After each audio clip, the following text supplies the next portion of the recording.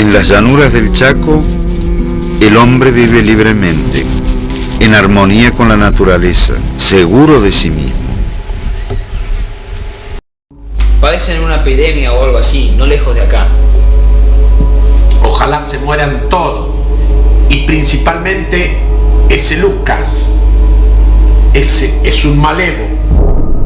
Hasta que otros hombres, pecados por la ambición, están dispuestos a todo, hasta el genocidio, basados en hechos reales. ¿Qué? ¿Te enteraste que viene Elisa? Sí, algo escuché. Te morí por verla, ¿eh? Se te nota la legua. Gracias, gobernador. Usted parece una persona leal. Dejaremos todo en manos de Capitán Krismayer. ¡Ja! Guillermo Krismayer, capitán del Ejército del Territorio Nacional del Chaco Austral. Este es un día importante para este gran territorio. Que la República sienta orgullo de su ejército por cumplir con su deber.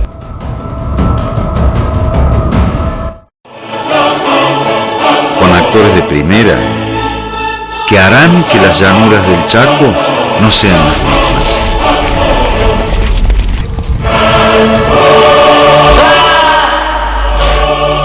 ¡Por Elisa! ¡Por Elisa! La viruela, próximamente.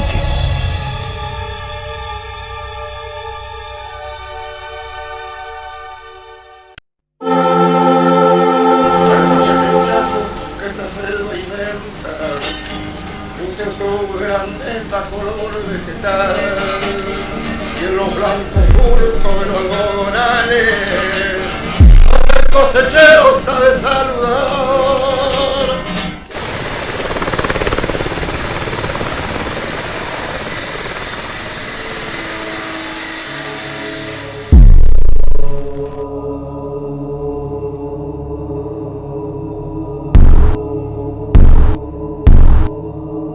¿Qué te pasó, Julio? Reaccioná.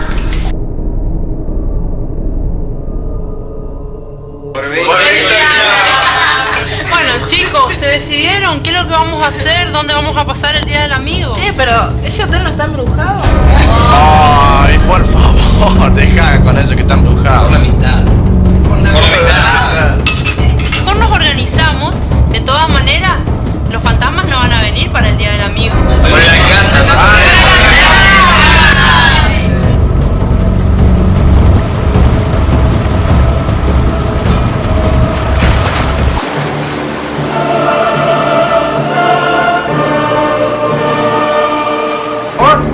¡Siempre fuiste un cagón de mierda! ¡Lo voy a matar a todos, pendejos de mierda!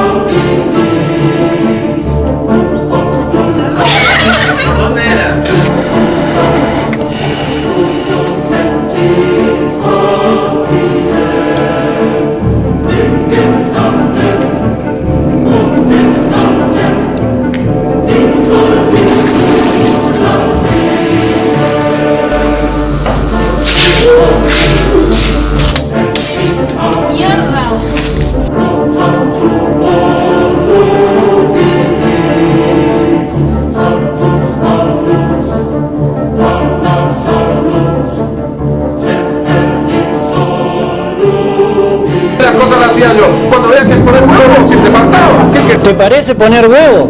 Torturar un montón de pendejos que no sabían lo que hacían.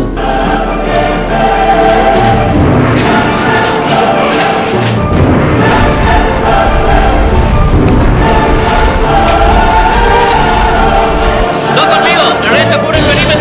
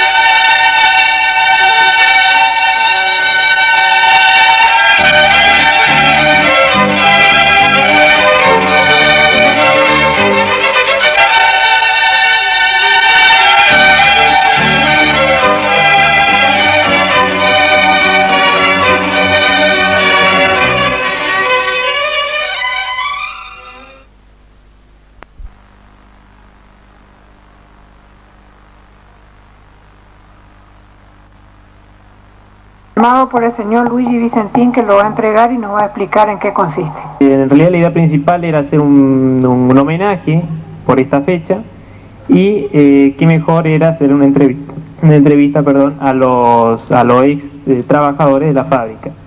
Y en esta ocasión salieron a la luz, como ahora, varias vivencias que hicieron que mi video documental tenga una experiencia extraordinaria.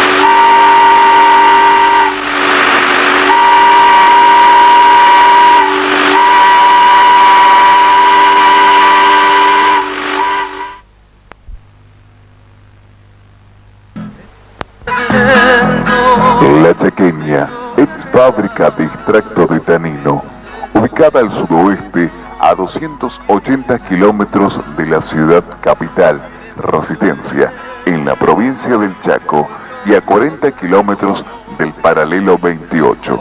Su historia remonta hacia el año 1902, cuando don Carlos Grunensen realizó expediciones en el territorio del Chaco.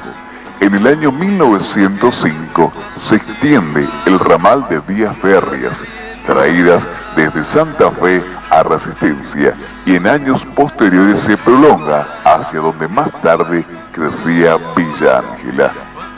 Mil caminos de Montes Solazón, Cachape y Tarino, chimenea y sudor, símbolos de aquel tiempo de esperanza y amor. En el año 1908, los señores Grunensen y su socio Julio Martín adquirieron tierras y 500 cabezas de ganado criollo, y el 25 de mayo de 1910 se funda la ciudad de Villa Ángela. En el año 1917 se crea la Chaqueña, sociedad anónima, y por 1925 se instala la fábrica de extracto de quebracho.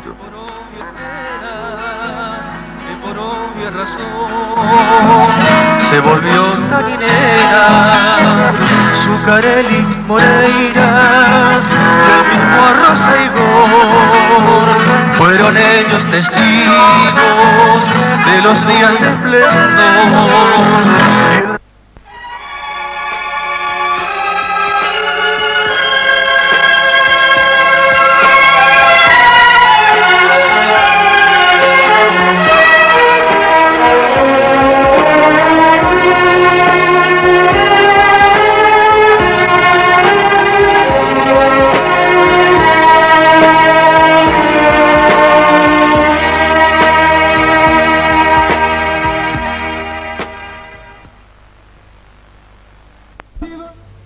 Arturo Grossetti, nacido en Tartagal, provincia de Santa Fe, el 29 de julio de 1924.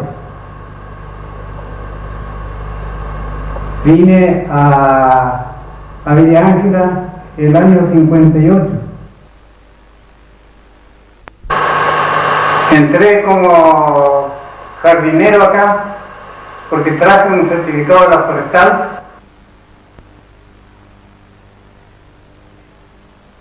El señor Lugo, que era jefe de oficina en ese entonces, y me dijo que sí, que me daba trabajo para reservarme, porque la Caudille tenía hasta el 42 más, y entonces me reservaban a mí porque estaban programando la vía que llegó hasta Lote 1, 84 kilómetros de vía.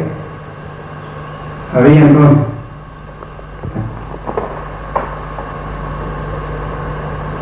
Y la fábrica empezó a producir el año 1925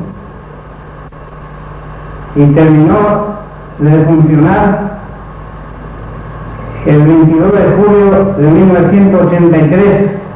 El ferrocarril era parado más o menos el año 70. Porque ahí, el 68, se hizo la función entre Indonor y Chaqueña.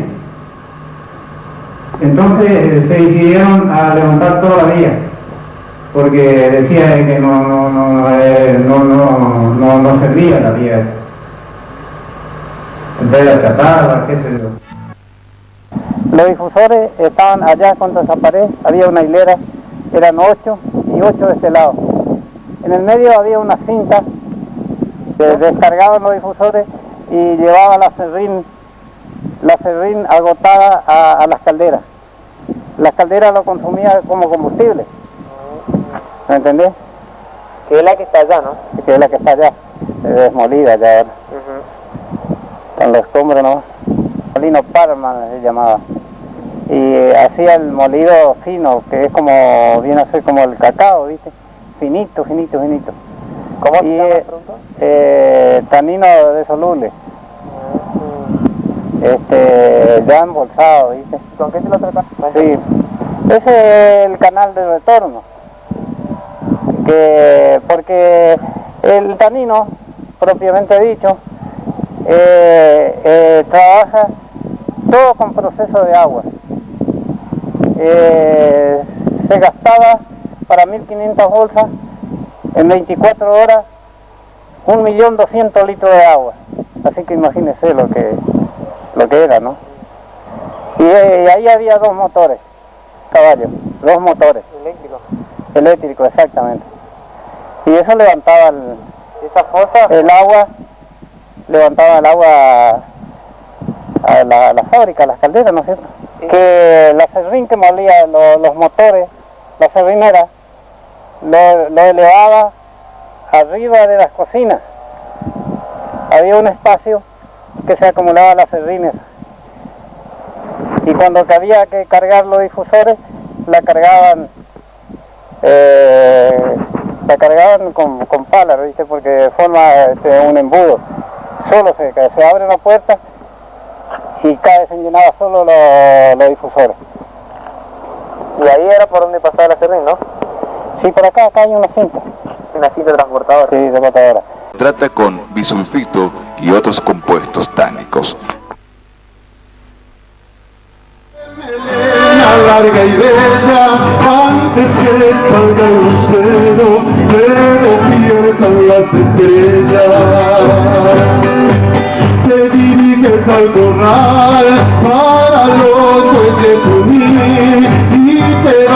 a trabajar, la ley del cobre a cumplir. Si tu sombrero es de paja, velón es tu chiripa, si nueva es la canillera, la alpargata rota está, siguiendo nomás la huella para llegar donde esté, la meta que en la planchada descarga tu cachapé.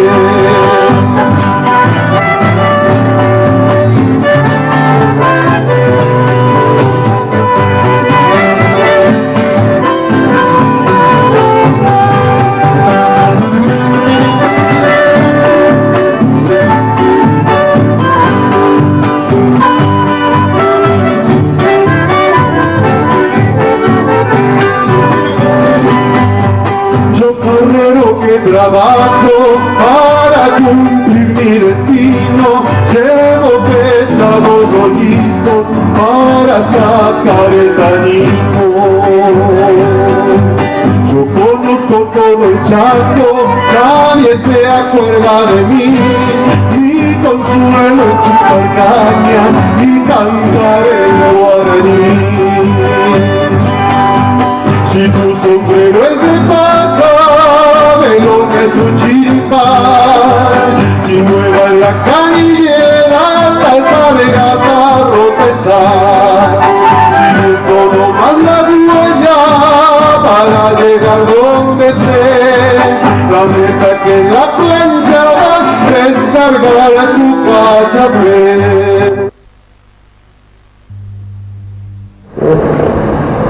Yo soy Emiliano Vera. En la fábrica de tanino yo ingresé el 2 de junio de 1958. Así que al tercer día recién encontré ubicación en el piso de acerrín, que era el depósito, la parte alta de la fábrica, donde se almacenaba aproximadamente 125 toneladas. Y de ahí había que cargarlo a los difusores. Había 16 difusores que más o menos cargaban 5.000 kilos de acerrín cada difusor. Y se trabajaban 6 horas más o menos. Ahí trabajé aproximadamente un año. Y entonces me cambiaron de vuelta, pasé a la sección cocina. Se llaman cocina, que es la sala de difusores donde se cocina el acerrín. Ahí nada más que cuestión era de abrir y cerrar válvulas, trabajaba 8 horas así, en turno, donde trabajé aproximadamente 2 años, pero yo era joven, quería aprender un oficio, entonces solicité que me pasaran al taller, que yo quería aprender un oficio. Entonces llega el ingeniero Merville, mandó una carta a la gerencia a Buenos Aires. Y de allá, entonces estaban todavía los señores, los fundadores, don Carlos Bruneisen y su hermano Ricardo. Entonces de allá le dijeron que sí, que me pasara inmediatamente al taller. Así que un día vino el ingeniero Merville, me mostró el telegrama que le mandaron y al otro día ya pasé al taller. En la sección cobrería, que entonces había sección cobrería porque la fábrica estaba compuesta prácticamente todo lo que era cañería, depósito, tubería, donde tocaba el tanino, era todo de cobre y bronce.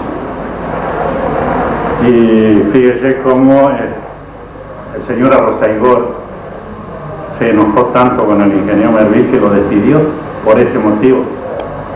Pero yo quedé en el taller.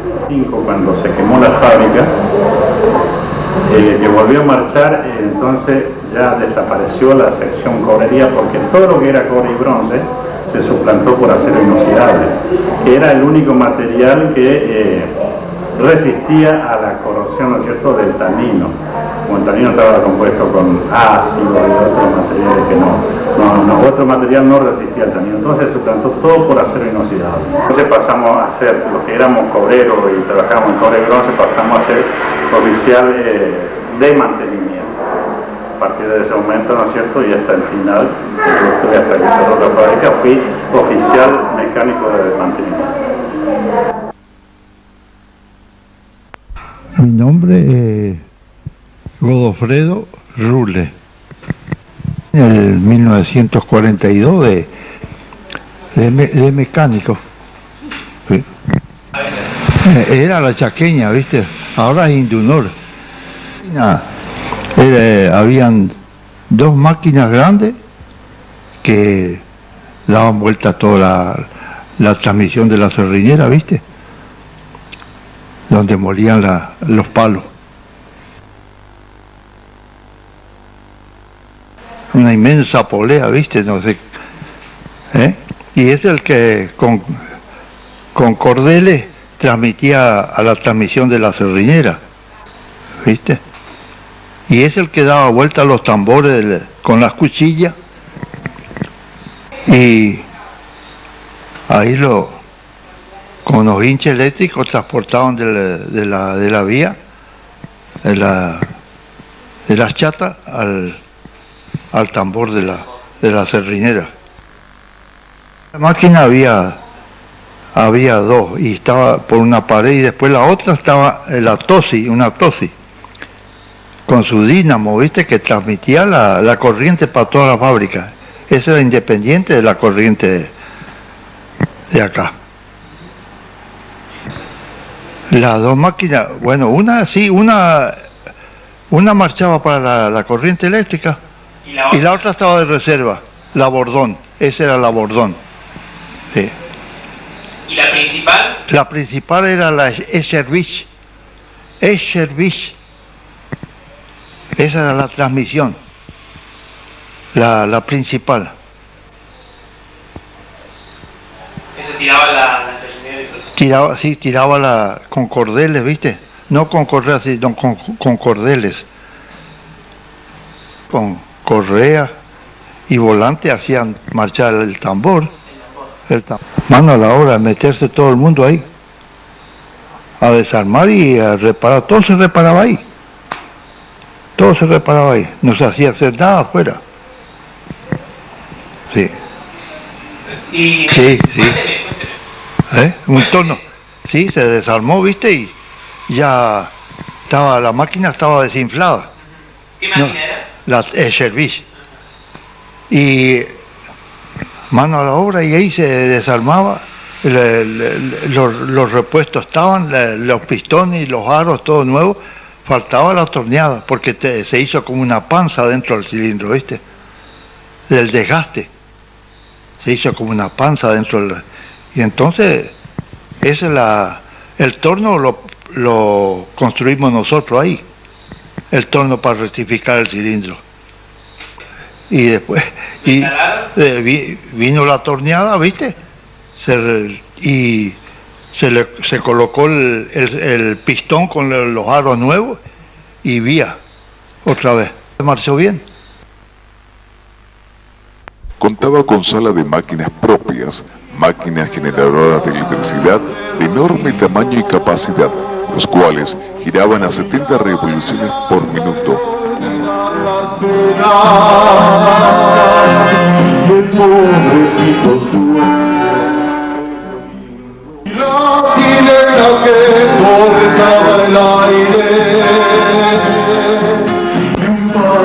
Contaba con enormes calderas que trabajaban con 10 y 12 de atmósfera de presión, talleres de reparación, planeamientos, depósito de materiales, laboratorios, sala de primeros auxilios, baños, cambiadores, oficina para administradores, casa para empleado, gerente y jefe de fábrica.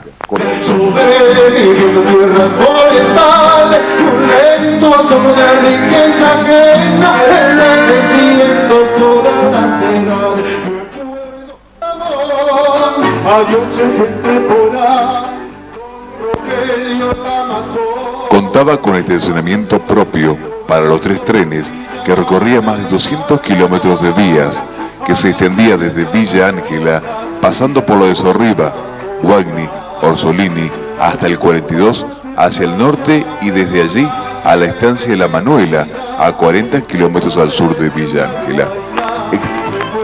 Existían además en la fábrica potabilizadores de agua, aserradero, balanzas, represa con capacidad para 1 millón de litros, depósito para materia prima, 30 camiones con chofer y 2 ayudantes, 800 empleados en planta, 3.000 lecheros, 100 personas con familia en las 45.000 hectáreas de campo, 30.000 cabezas de ganado y 3 estancias, la Suiza, San Ricardo, la Elena, que se extendía hasta Santa Fe.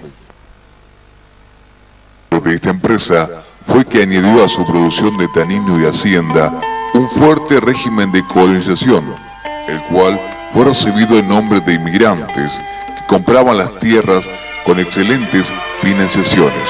Así el colono inició su rápida transformación a lo que es hoy la agricultura y ganadería en los campos villangelenses, así también como la fundación misma de esta ciudad.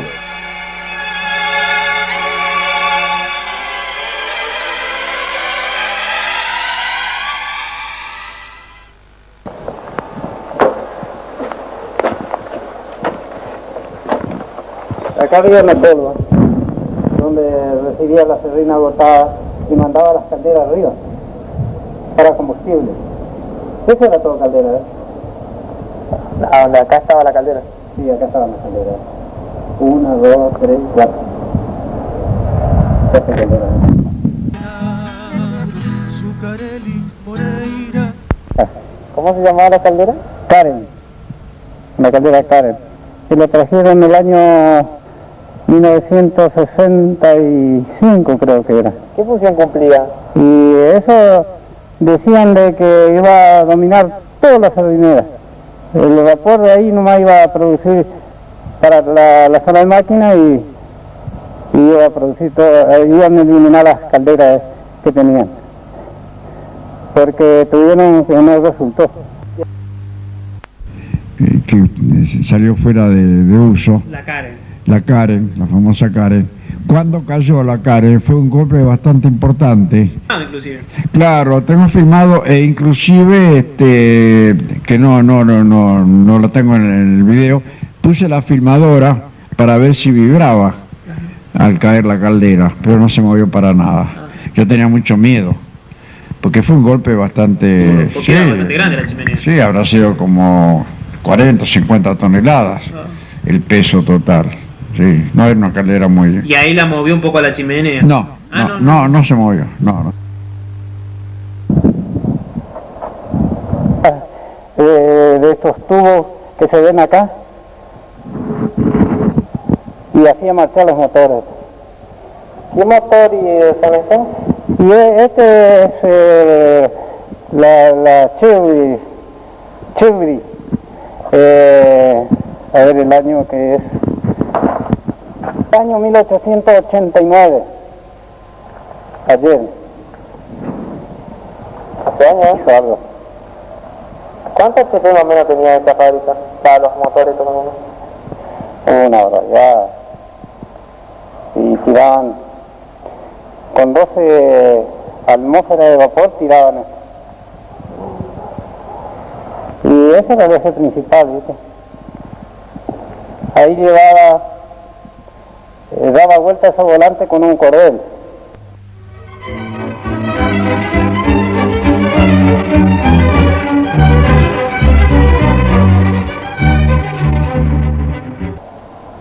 No, los generadores estaban acá. Ahí estaban los generadores. Ahí arriba hasta abajo. Ahí estaba, pero esos estaban parados nomás. Por ejemplo, 2 meses, 3 meses, una vez paró, enganchaban los generadores. Y ahí un eje, el eje es la continuación del eje que va a la sardinera. Eso es lo que vimos todas las bases ya. Ah, que están del otro lado. Claro, que están del otro lado. Doble T que había un guinche acá en el medio. Cuando armaron eso quedó el guinche. ¿Viste? Un guinche para muchas toneladas. ¿No es cierto? Tenía 14 metros con 30 de largo. Y la condilla no quería que la corten. Entonces rompimos la pared para entrar el guinche de Beppel, para cargarlo. Para cargar el guinche. ¿Era suave cuando manchaban las máquinas? Sí, suave. ¿Sentían ruido? Hacía un ruidito raro, ¿viste? Pero no lo puedo imitar, pero ese que un boom, boom, boom hacía. Quedaba el vacío para la fábrica, ¿no es cierto? Estos se llaman bomba Borriston. Se llaman esas dos bombas.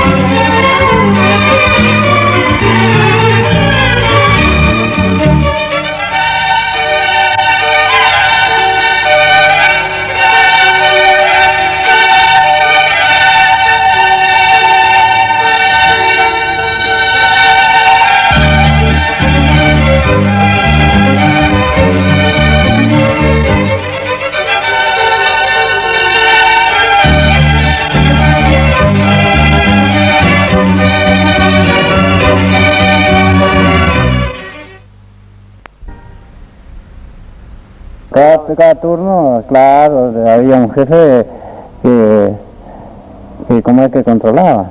¿Y esta máquina qué es? Y esta máquina también es la misma, porque cuando siempre había dos reservas. Trabajaban aquellas dos, por ejemplo, ¿no es cierto? La chévere y la otra, la que sigue. Y estas estaban paradas. Cuando había que reparar algo, cualquier cosa, o ponerle empaquetadura, una cosa, marchaban estas dos hasta que se repararon aquella, así es. Había siempre reserva. Hacía por medio de vapor. Es una campanita, viste, que chileaba tan, que se sentía de tan lejos, hasta el 42 se sentía el pito. Y que estaba a 20 kilómetros. ¿Y qué pasó con el pito? Y llegaron, no sé quién llegó.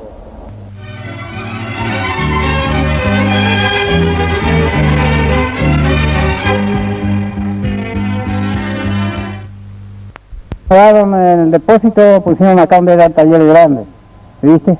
De este lado. De este lado. A la izquierda, vamos a decir.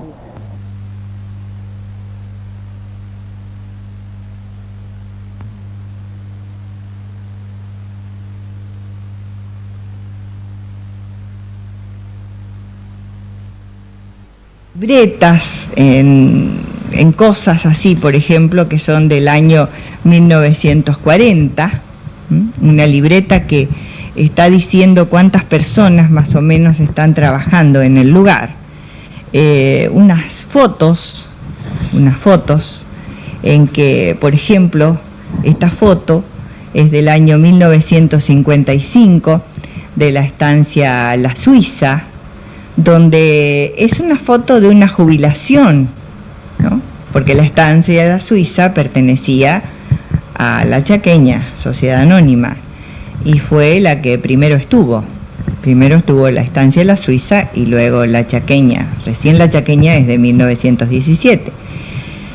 Entonces, lo que he podido recopilar son estas cosas, y después una foto muy particular donde parte de mi familia, mi suegro especialmente, mi suegro se llamaba Billy Schreiber, Billy le decían todos, el nombre de él traducido es Guillermo. Mi suegro era jefe de máquinas, diríamos, de La Chaqueña. Durante toda su vida trabajó ahí. Principalmente era uno de los jefes, pero que, como aquí lo muestra, está en esta otra, en la pequeña foto, es un tambor de una serrinera del año 1941. Él era en ese momento era jefe de taller. Y el señor que está al lado, mi suegro, es el de la izquierda, el señor de la derecha, era el señor José Mauro y era el encargado de la electricidad de la fábrica, porque la fábrica, para poder trabajar, tenía que también generar su propia electricidad en ciertos aspectos, o si algo se descomponía, lo tenía que hacer.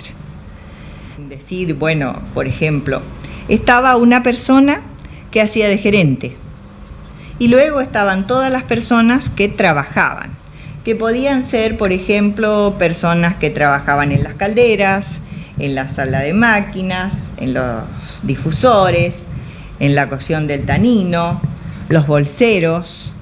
Después estaban las personas que eran maquinistas de locomotoras para la parte de los lotes, de donde se traía la madera, y también estaban los otros maquinistas, los maquinistas que trabajaban dentro de la chaqueña o en el lugar. Y si podemos seguir hablando de personas que también manejaban los camiones, que iban a los obrajes, que eran jefes de turno, porque eran siempre 3 turnos rotativos de 8 horas. La chaqueña no paraba nunca entre 1940 y 1950, no paraba. Fue su época de esplendor. Entonces, 100 hombres aproximadamente estaban dentro del trabajo de la chaqueña en sí, tanto en la parte administrativa como de trabajo, que podemos seguir diciendo después en una forma diferente. Por ejemplo, hasta tenían mecánicos que arreglaran los camiones con que se debía traer los rollizos, que eran muy importantes. ¿Cómo era la producción?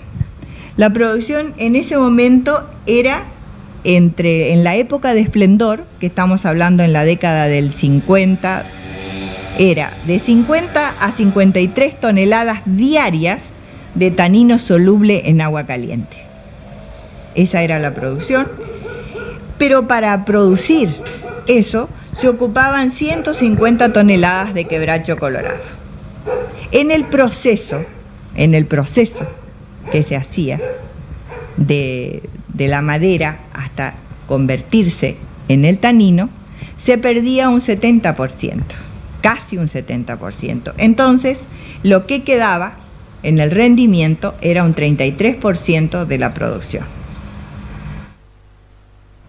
Fue mucho antes del incendio que se produjo en la chaqueña después de los años 60, y aquí creo que la chaqueña estaba en su esplendor. Y lo que quería decir también es otra cosa, que en la época entre el 40 y el 50, en la chaqueña trabajaban aproximadamente, junto con los encargados y supervisores de los obrajes, trabajaban aproximadamente 300 personas, 100 dentro de la planta de la chaqueña propiamente dicha y 200 personas fuera de la chaqueña. El hachero trabajaba como podía y hasta que podía, porque el trabajo era muy difícil y muy penoso. La parte social era algo muy importante, porque si nosotros queríamos saber la hora y el reloj no andaba muy bien, sabíamos realmente que a las 11:30 en punto sonaba el pito de la fábrica, como decíamos nosotros, y eran las 11:30 y era la hora de prepararse para almorzar y también de ir a la escuela. Ese iba a fuerza de vapor también. Si no teníamos vapor no marchaba el pito. Y de acuerdo a los turnos, ¿viste? Porque son 3 turnos. Empezaba de 4 a 12, de 12 a 20 y de 20 a 4.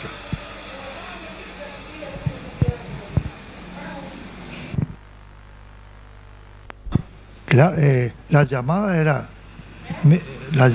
era media hora antes. media hora antes, hasta que le llamaba a la gente, ¿viste? Media hora antes, y ya a las menos 10, cuando tenía que, a las menos 10 tocaba el otro, y el último, una sola pitada, el último pito. ¿Estaba fabricado ahí en la fábrica? Sí. Y acá le tiraban así un cable donde abría el vapor, ¿viste? Los maquinistas. Eran encargados los maquinistas de tocar las llamadas.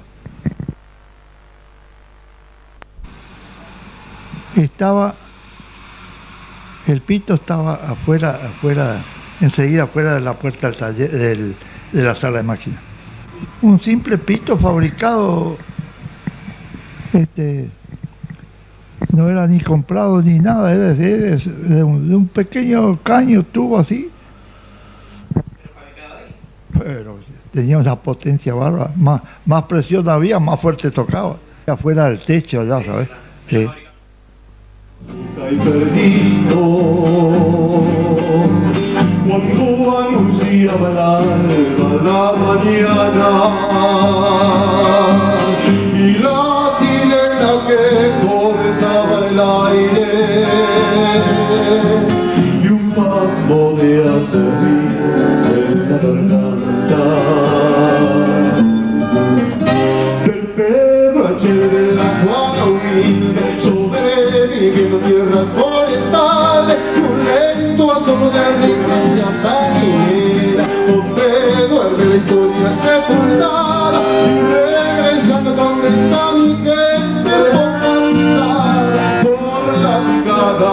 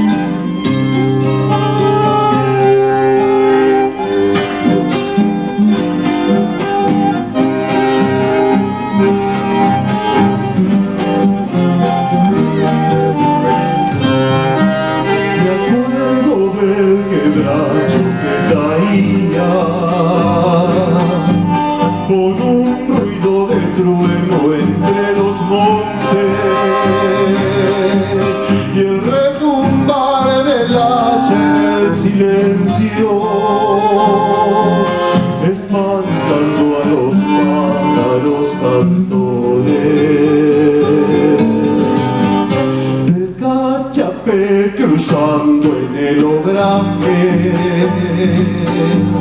camino de la playa de rollizos y la bailanda de olvidar las penas y el pobrecito sueño del domingo del Pedro Acher en la Juana humilde sobreviviendo en tierras forestales y un lento asomo de riqueza ajena envejeciendo todas las edades. Me acuerdo de una villa taninera donde duerme la historia sepultada y regresando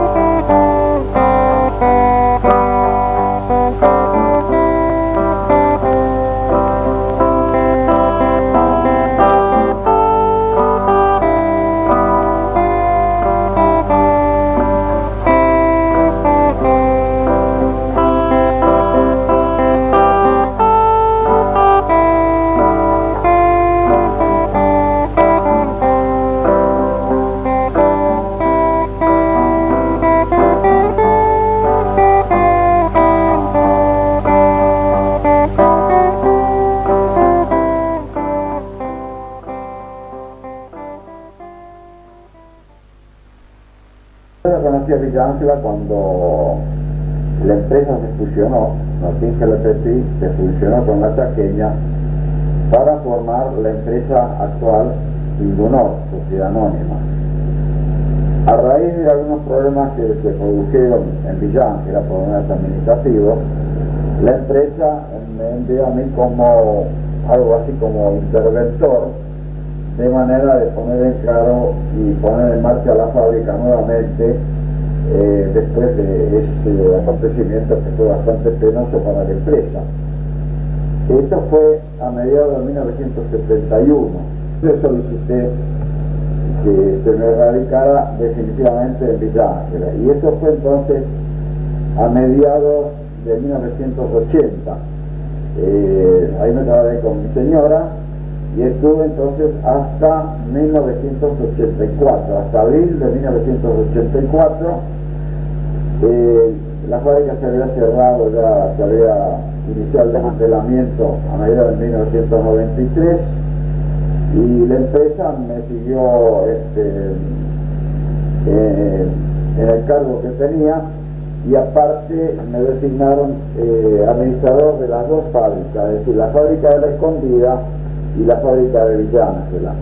Cuando ya se produjo el cierre total de Villa Ángela, que se inició el desmantelamiento, muchos elementos fueron trasladados a la fábrica de La Escondida, otros quedaron ahí en estado de abandono. Estuve en Villa Ángela hasta marzo de 1984, fecha en que ya vine a radicarme acá en Córdoba. Aparte de los galpones, techos que habían sido renovados años anteriores, eso fue trasladado a La Escondida. En lo que respecta a maquinaria, no, prácticamente ninguna maquinaria se ha trasladado a La Escondida por ser máquinas antiquísimas. El motor principal era del año 1875. Ese motor fue el primer motor a vapor instalado en la Argentina en un ingenio de Tucumán, así que tenía una especie de historia industrial bastante importante, ¿no? Con todas esas maquinarias carecían de valor porque el rendimiento técnico era muy bajo, fueron abandonadas, porque recuperar esas máquinas no tenía objeto, por un lado, y por otro, si se vendía como chatarra, el precio de venta era muy inferior a lo que costaba el desmantelamiento. De ahí entonces que la empresa decidió que todo quede ahí abandonado para que tuviera otro destino, ¿no? Uno de los motores, el más importante, del año 1975, la empresa lo donó a la Universidad Técnica de San Juan. Cuando vinieron los técnicos, los funcionarios de la universidad a ver el motor, decidieron no aceptar la donación porque primero era un motor gigantesco, segundo que el montaje iba a costar muchísimo dinero, el montaje y el traslado iba a costar mucho dinero, y en tercer lugar porque una máquina antigua que para enseñanza ya no tenía valor porque ha avanzado tanto la energía térmica que no se justificaba un gasto así, ¿no? De manera que ahí ha quedado abandonado como está hasta ahora, creo. Gitanos, precisamente, bueno, digamos que eran gitanos, eran griegos. Eso la desmantelaron por el metal nada más, no como maquinaria, sino por el metal, porque después todo lo que ellos recuperaron ahí pasa a fundición, así que no tenía otra aplicación industrial. Fueron las calderas nada más. Después todos los otros aparatos que eran de cobre, esos se vendieron, sí, eso de un relativo valor porque el cobre lo justificaba. Eso también fue vendido a los chatarreros prácticamente, como se los llamaba, ¿no? De manera que para La Escondida ninguna parte de maquinaria fue trasladada a La Escondida. No se justificaba porque La Escondida ya había avanzado técnicamente al día, es decir, había suprimido o sustituido los motores a vapor alternativos por turbinas, es una cosa más moderna, y no se justificaba el traslado de ninguna de las maquinarias de Villa Ángela. De la fábrica, siempre he filmado, inclusive ahora estado después del cierre para firmar los restos, el cadáver de lo que quedó de la fábrica, con mucho dolor. Estuve haciendo las filmaciones porque ahí yo pasé muy buena parte de mi vida. En Miguel Ángel estuve prácticamente 8 años. 75. Ese motor fue el primer motor a vapor que entró en el país en un ingenio de Tucumán. Perfectamente, que es justamente una de las ventajas de los motores a vapor. Motor a vapor no tiene las delicadezas de los motores explosión o de los motores eléctricos. Claro. Mientras haya vapor funciona, atados con alambre, como sea, pero funciona. El vapor era centenaria prácticamente, ¿no? Son maquinarias fáciles de reparar, rústicas, no, de consumo más o menos moderado. El vapor cuesta muy poco. Aquí ya tengo filmada una de las había 3 locomotoras de Torcha Angosta. Una de ellas, que la habíamos preparado para tenerla para exposición, la hemos facilitado a la gente de Cespeña, que iban a hacer una especie de exhibición de agricultura, y pidieron la locomotora, que la vinieron, la cargaron en un vehículo especial, un chasis largo, y la llevaron desde Villa a Cespeña. ¿Quedó ahí? Sí, no, después la devolvieron, sí. ¿Es la misma que está en el Museo de Villa Ángel hoy en día o es otra? Puede ser porque yo después que me retiré, que fue en el año 84, estuvieron en contacto con la Casa Central de Buenos Aires, les dieron algunas locales, algunas cosas, y pienso que es la locomotora esa. No, esas quedaron ahí. Quedaron como chatarra. Yo confieso que esos últimos años fueron lo mejor de mi vida, no solo en mi vida técnica, en mi vida, digamos, social, sino en mi vida particular, matrimonial. No sé, hubo una transformación, no sé si el ambiente, la gente transforma a la gente. Sí, la gente, o sea, el asunto que hemos mejorado un 100% el matrimonio. No quiere decir que antes era mal matrimonio, ahora no, pero hemos tenido momentos muy felices. Eso es muy importante. Y lo importante era que la fábrica, mi casa estaba dentro de la fábrica.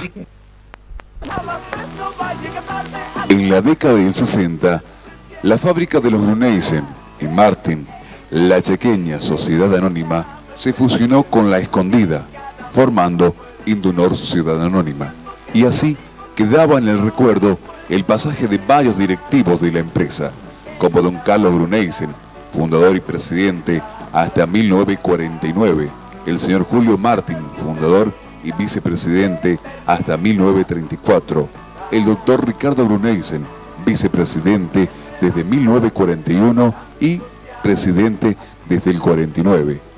El señor Ernesto Daumas, director desde 1934 y vicepresidente desde el 41. El señor Carlos A. Gruneisen, director desde el 52. Doctor Luis Aguirre, desde el 52. Y el señor Marcelo Martín, director desde 1955. Además, por la fábrica pasaron varios gerentes, como Andrés Zuccarelli, Juan Moreira, Ricardo Filioli, entre otros, último gerente de la fábrica.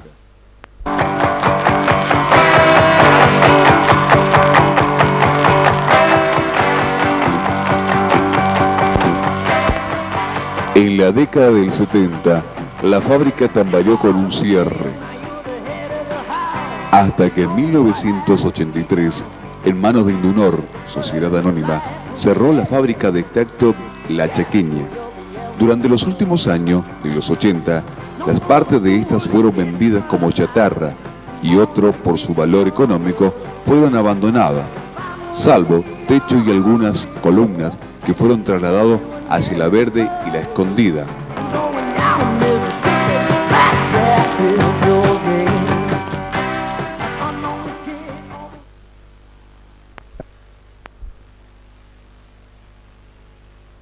Durante los 90 pasó a mano de Norinder, Sociedad Anónima, y siendo víctima de numerosos robos por bandoleros. Durante 1999 se firmó un decreto declarándolo Patrimonio Histórico del Chaco y surgieron numerosos proyectos de recuperación de la ex fábrica. Sin nada en concreto, esta se está esfumando por su antigüedad, como en los recuerdos de las personas que nunca la vieron funcionar. De esperanza y amor, símbolos de aquel tiempo, de esperanza y amor.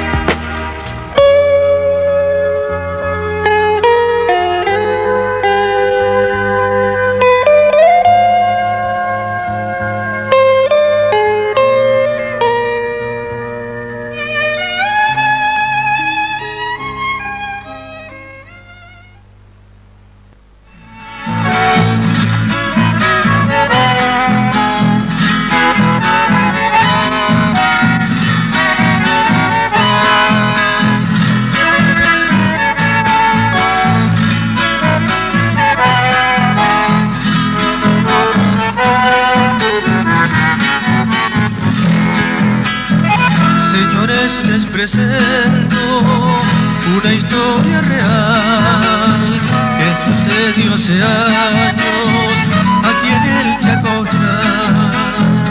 Tiene mucho que ver un pueblo, su pasado y la estancia, la Suiza, que el tiempo no ha borrado.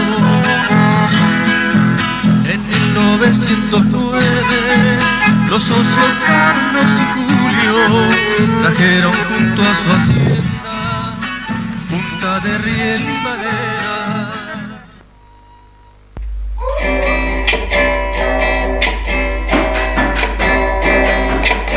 Señores, les presento una historia real que sucedió hace años en el Chacotal. Tiene mucho que ver su pueblo, su pasado y el que está hacia la Suiza, que el tiempo no ha borrado. En 1908 los socios Carlos y Julio trajeron junto a la hacienda punta de riel y madera. Surge así la chaqueña que con fe y con tesoro recorrió mil caminos de puente sol a sol, cachape y tanino, chimenea y sudor, símbolo de aquel tiempo de esperanza y amor. Un lugar que albergó a familias enteras por una seria razón, se volvió taninera. Zucarel y Morera, el mismo Rosaibor, fueron ellos testigos de los días de esplendor. Y el recuerdo se aleja como un tren que pasó con los Walker Solini junto al 42.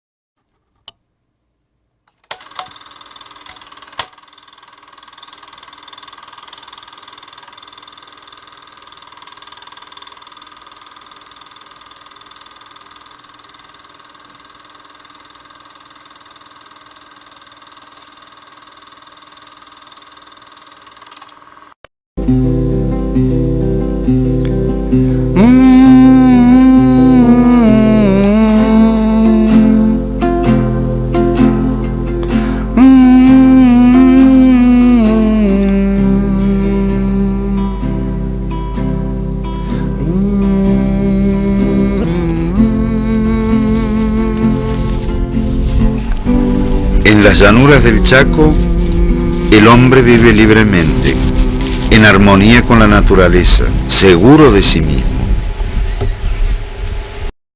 Padecen una epidemia o algo así, no lejos de acá.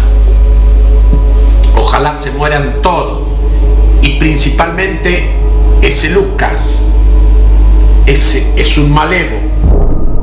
Hasta que otros hombres, pecados por la ambición, están dispuestos a todo, hasta el genocidio, basados en hechos reales.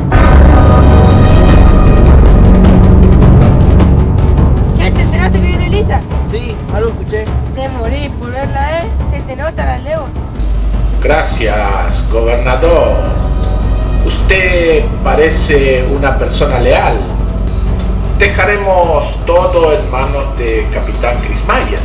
¡Ja! Guillermo Krismayer, capitán del Ejército del Territorio Nacional del Chaco Austral. Este es un día importante para este gran territorio. Que la República sienta orgullo de su ejército por cumplir con su deber.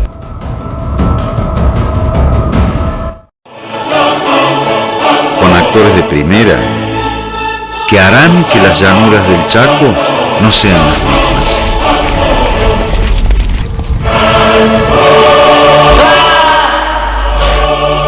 ¡Por Elisa! ¡Por Elisa!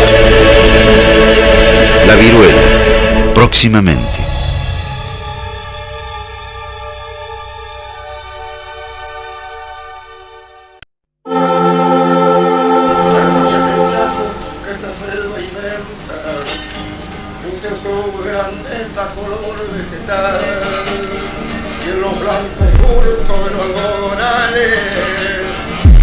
Cosechero sabe saludar.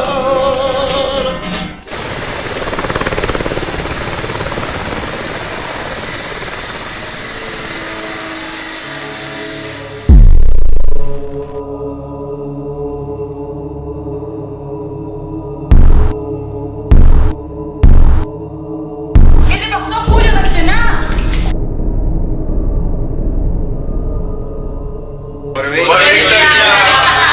Bueno, chicos, ¿se decidieron? ¿Qué es lo que vamos a hacer? ¿Dónde vamos a pasar el Día del Amigo? Pero ese hotel no está embrujado.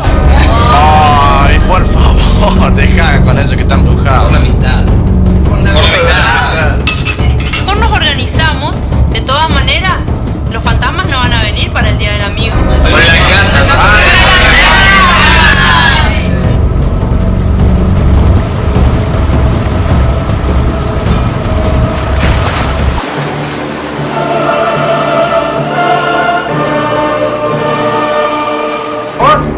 ¡Siempre fuiste un cagón de mierda! ¡Los voy a matar a todos, pendejos de mierda!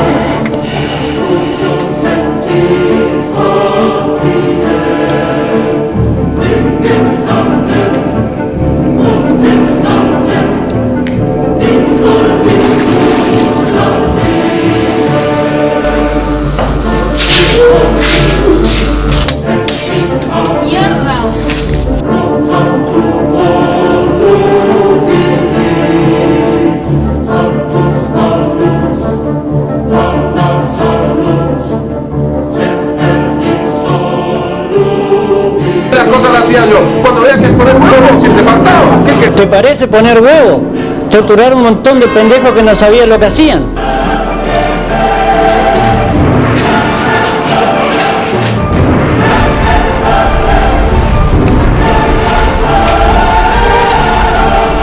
¡No conmigo! ¡Ernesto, cubre el perímetro!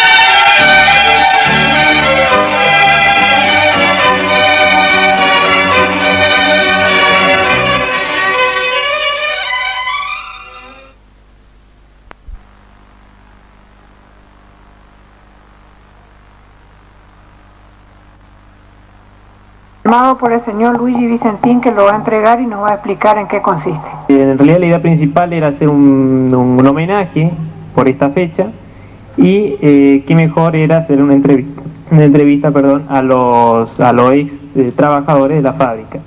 Y en esta ocasión salieron a la luz, como ahora, varias vivencias que hicieron que mi video documental tenga una experiencia extraordinaria.